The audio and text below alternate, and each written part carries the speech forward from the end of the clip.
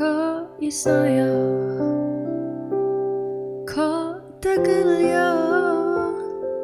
opo salahku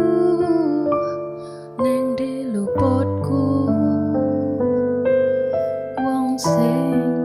rak sepiro koyo aku iki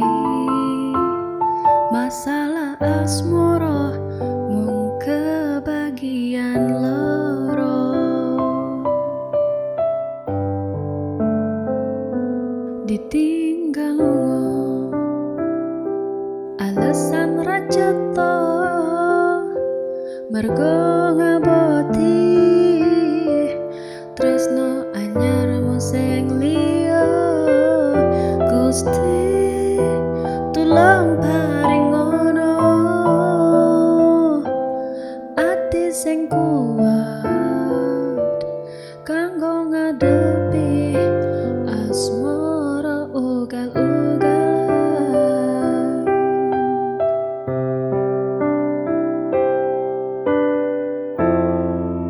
wayah mongso udan teko hawa adem fituringan loro urung siap mompo kenyataan koe disanding wong liya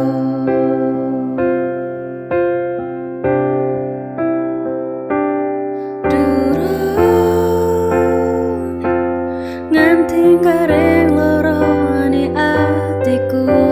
wis mbok tambahi kenyataan kon ngadepi sliramu saiki disanding wong liya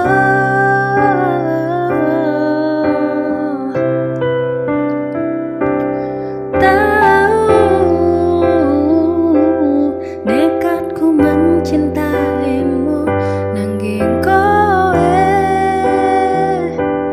malah milih ngeboti tresno liyane ternyata aku duduk siji-sijine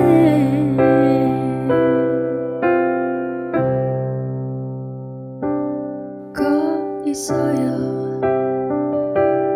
kok tegel yo wong koyo aku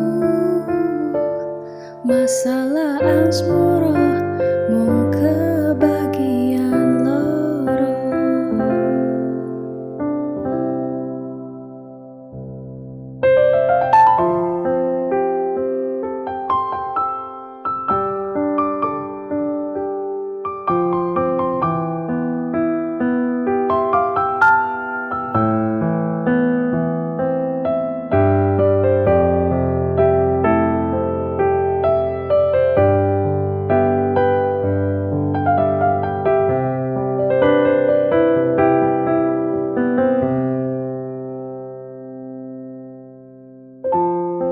tiba wayah mongso udan teko hawa adem fituringan loro durung siap mompo kenyataan koe disanding wong liya